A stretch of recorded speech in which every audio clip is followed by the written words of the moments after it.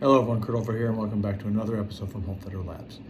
Today we're going to be continuing on with Fiore's Dagger plays, but today, instead of going to second master, like I said, it's only really about 4 plays within there, and we worked the counter and the strike. We are now moving into the third master play, which is dealing with strikes that may be coming from the reverso, as in like a left-handed shot that's coming at us. Now, the thing I like about this right here is that this is where it's, again, I've been saying for the past couple of weeks here about second master. Second master is a gateway. And second master lets us play left and right. So being off this right here, in this crossing, I can either shift into the mandrito side off of the covering, or I can shift into there to the other side when it comes down to the a backhand shot or off of play based off of pressure. The interesting thing that comes down to third master dagger here is that essentially we don't necessarily see how the shape is made. And this could be many things here. I'm going to read exactly what it says here, at least in my translation I got. Here we start with the strong plays of the reverso side, which caused countless to lose their lives. My students will follow with these plays deriving from the defense I am performing with my right hand. This action is easy to perform. In this way, I'm about to throw this man to the ground. All we see with the image is of a person here, and again, this is where we start going into the third plays of this, is essentially we see ourselves where a person's tied up and locked up. And we're going to be talking about how we get there, some plausible considerations that I might think, and once again, as we shift in between how we utilize just the structure we have been doing from apprezzare into dagger in a continuation of what we're going to. So let's get into it. Before we start going into counters and everything else here, because the thing that's interesting about third master is you have a lot to play off of on what this person is doing, which essentially is a big part about this. So before we get to any of the other things that can come off of the first cover of third master, we're going to be talking about making third master itself. Specifically, this is the side where he talks about this is dealing with the reverso, and the reverso for this right here. Actually, I'll take this from you. We talk about this. This could be if I'm on my mandrito side, maybe I come across its hooking mechanism into down position right here, which allows me to get back up. We don't know necessarily. This could be me drumming across and coming across this way. Anything that's playing on my sinistra left side. So for Connor, essentially in this case right here, he'll be turning off this side. As he comes in with a shot, we're talking about anything, once again, that goes from elbow up to here as far as the striking area as described within his manual. It's a very nasty thing, and Fiore makes mention about how nasty the reverso is and how many people have lost it. It's a vicious attack, and again, this may come into the place right here where he's come in with first master, I get out of the way, and now I'm into a spot right here where I'm really in trouble. I didn't see it coming, I thought I had space here, and he hooks back up with it because it's very quick to the arm. So that's the anatomy that we're kind of seeing here as the general concept of the reverso. But when it comes down to that right there does not necessarily mean that we're just talking about this kind of action. It could be a continuation. So the manuscript shows, as we see right here, essentially he's going on with the reverso, and the image shows a picture of a guy, come a little bit closer with me, guy like this right here. Now he's grabbed the jawline and we're into this case. So how do we get here? There's a couple of options for this. Ultimately, this could be anything from being from tutta, porta, ferro, single, double, or crossed. It doesn't matter necessarily, okay? And furthermore, as we get towards the end of the dagger, this could also be off of the dagger positions that I've worked into that come into other places. Regardless of any of that, the big thing we're focusing on right now is he has this thing where he throws a reverso at me, and I'm coming in with this. What I think is happening and what makes the most sense to me is I'm going into from tutta, porta, ferro into frontale. I'm just making the position of frontale from this right here because why do I want to do this? 2 things. Off this cover, my hands are free and open. I can snag a wrist, and I can push a jaw, and I find myself into this position, okay? This could also be made off of, maybe I'm using posta longa against this, but we're going to talk a little bit about the limiting shots here. He's taller than me, he's taller than, so this might work a little better. So he throws that shot, I can come across with posta longa, Now this hand's up, which gives me access right here. But if this is a person that's shorter than me, if you can squat down a little bit, he comes in with that reverso shot. Now we're not actually doing anything right here, and he's sticking into this. So whether this person is taller or shorter, personally, I think what we're talking about here is he comes in with that shot.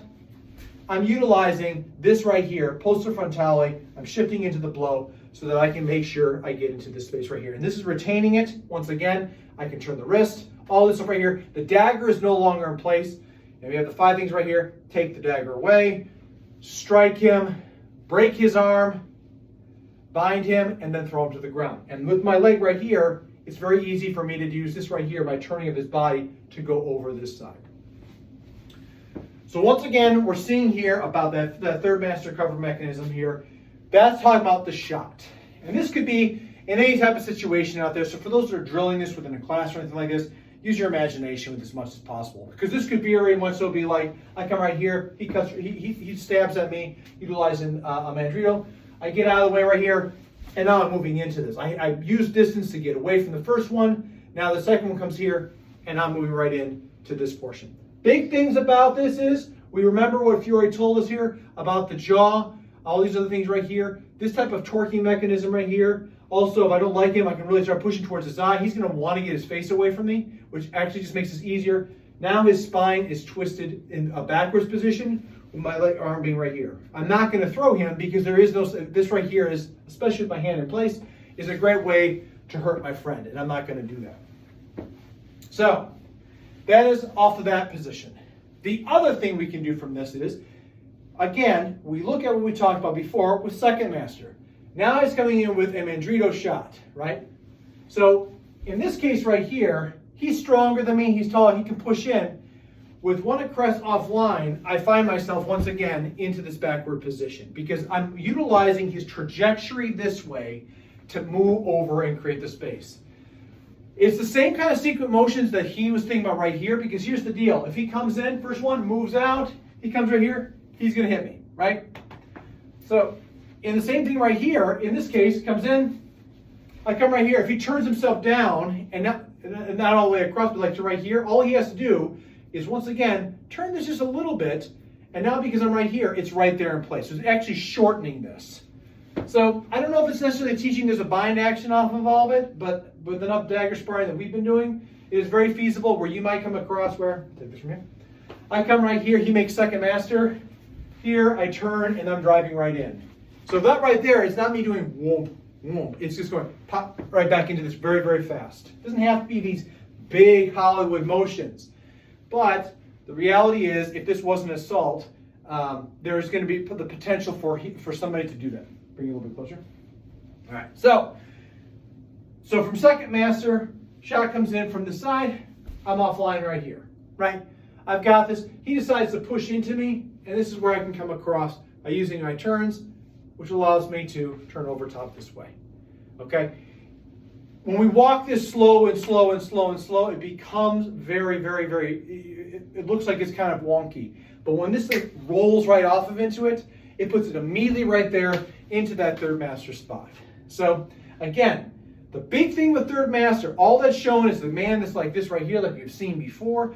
And ultimately, off of that, we don't necessarily know if did he cross this way. Ultimately, it doesn't matter. We're talking about something that's on this side of the body coming against us, right? So whether that is off the first shot here that he kind of turns his arm, turns his wrist to stab again, or he strikes with the dagger, I get out of the way, and he's utilizing the momentum to kind of keep going here to throw the dagger shot to my right side to hit from his left. Whether he just starts right here, maybe he draws across and starts coming this way. For those that know the counter to sword with dagger, Dende de Chingaro is here, right? So you might just be pulling the dagger and putting yourself right there and setting yourself up for a reverso shot, okay? But regardless of that, that's the first look right here. Again, we're not going to be talking about the counter until the very, very, very end of all the stuff when it comes down to this. We're just going to follow the sequence of what happens within the manual right here, and we'll see what happens here for next week. So you can see with this right here that, again, depending on what your concept of a reverso is it a big haymaker shot, or is it here and I'm just going to turn it to kind of move in this way? Because I have had people in our sparring where someone's right here, and instead of trying to overpower through, I just turn, and that gives way to their pressure right into the throat, right?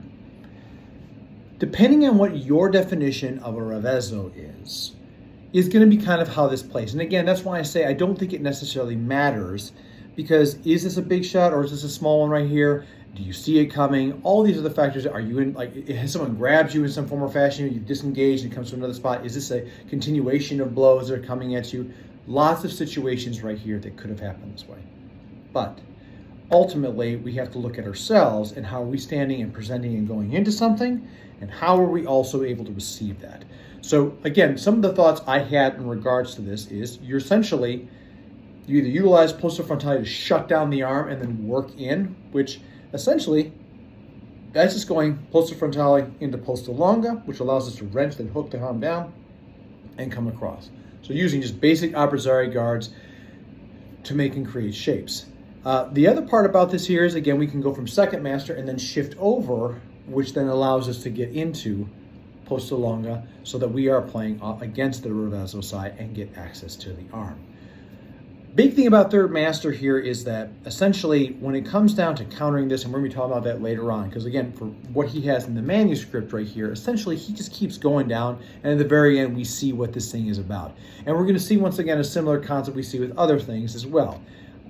Again, it's just showing us how complex, but also the complexity is in this simple approach. So being simple does not mean that it's easy by any stretch of the imagination. So again, just kind of looking at this right here, we can kind of tell already the mindset that's happening with this play. It is a very dangerous play, in my opinion, where you hook and push the jaw and do these other things right here. This has a really strong possibility of hurting somebody that you're training with. So again, like I've said before in videos, please understand that if you are training with each other, there's no need, like I said, sometimes it's better just to get to the position so we can experience that and let it out rather than feeling like, oh yeah, we did something because we threw them. I'm not here to tell them what they want to do here, but I will tell you that there's reasons why I don't throw in my program, and it's because everyone's spines, hips, shoulders, and knees are very important. And this is not a self-defense course. This is a historical look. This is a look at historical martial arts. So, again, that's going to conclude what we have here in regards to today's episode. Again, Third Master Dagger is actually really interesting, and I find it has lots of really great usages later on when it comes down to in the plays. And it's also a very lethal one because it has to deal off of response of something we may not be seeing here. So, like I said, that's going to conclude this. And if you have any questions and thoughts and considerations, please leave a comment below. I'd love to hear what you're thinking out there. What's Third Master to you? How have you applied it before? All these things right here interest me, and I'm very curious to what you have to say. So, with that being the case here, also I want to shout out, as always, to my viewers and subscribers. Thank you so much. I appreciate your support, and it makes this work very wonderful for me to experience. And at the same time, too, I also want to reach out to those that may be watching for the first time. If you like this, please consider subscribing and sharing with a friend. Love to have you in this channel and giving your thoughts and considerations when it comes down to the practice that we're looking here with Fiore, Billy Barry. And as always, everybody, please stay safe out there, train well, and fight on. I will see you all soon.